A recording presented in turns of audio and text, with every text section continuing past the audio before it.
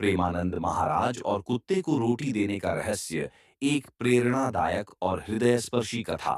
सर्दियों की सुबह थी। प्रेमानंद महाराज अपने आश्रम के बगीचे में टहल रहे थे।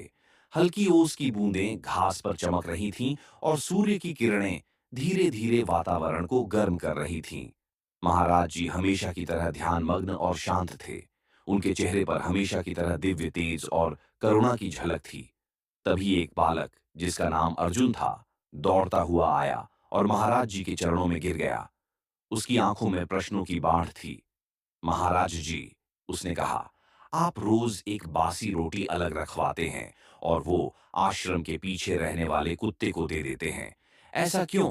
वह कुत्ता तो गंदा है, भौंकता रहता है और कई बार तो खाने के बाद झूठे मुंह से सब जगह गंदगी फैला देता है। आप जैसे संत उस कुत्ते को खाना क्यों देते हैं? महाराज जी मुस्कुराए। उन्होंने अर्जुन को पास बिठाया और बोले, बेटा, ये बात सिर्फ रोटी की नहीं है। ये बात करुणा, कर्म और आत्मा की है। मैं तुम्हें एक कहानी सुनाता हूं। कहानी। वो भूखा कुत्ता और बुजुर्ग साधु। बहुत समय पहले की बात है। एक वृद्ध साधु हिमालय की एक गुफा में तपस्या करते थे।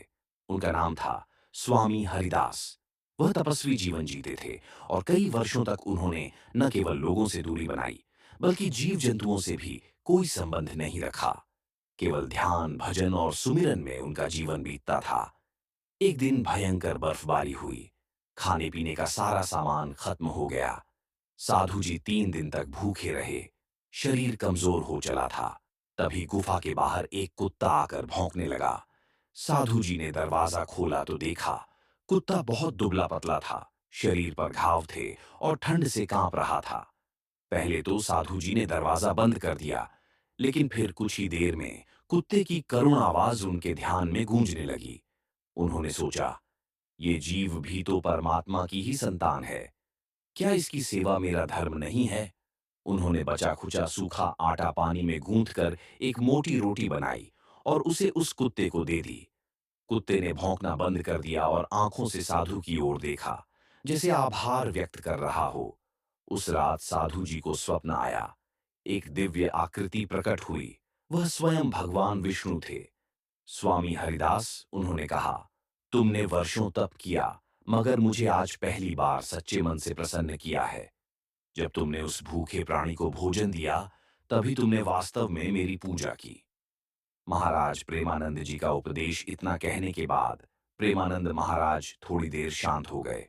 अर्जुन उनकी आंखों में देख रहा था, जैसे वो कोई गहरा रहस्य समझना चाहता हो।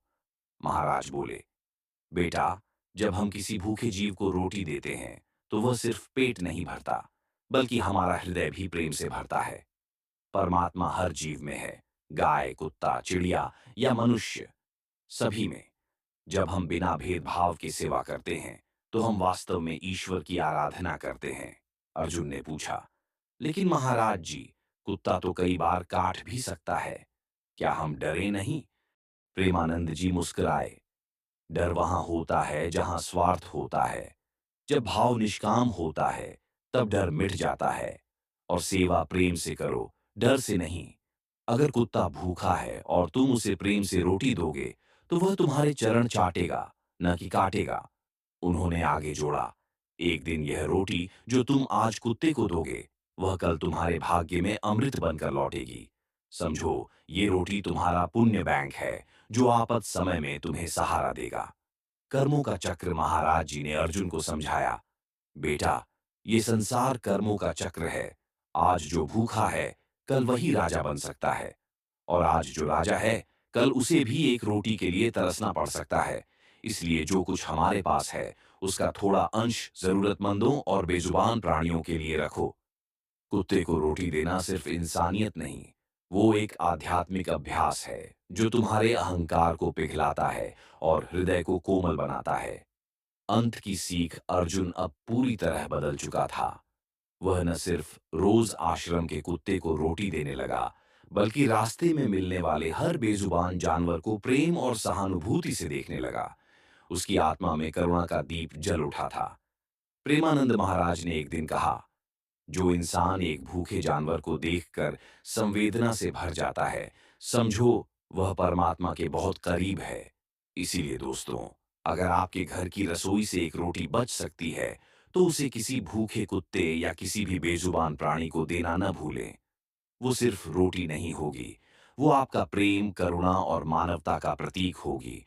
और जब आप एक भूखे जीव का पेट भरते हैं, तब असल में आप ईश्वर को अर्पण करते हैं। रोटी दीजिए, प्रेम पाइए, कर्म कीजिए, ईश्वर से जुड़ जाइए।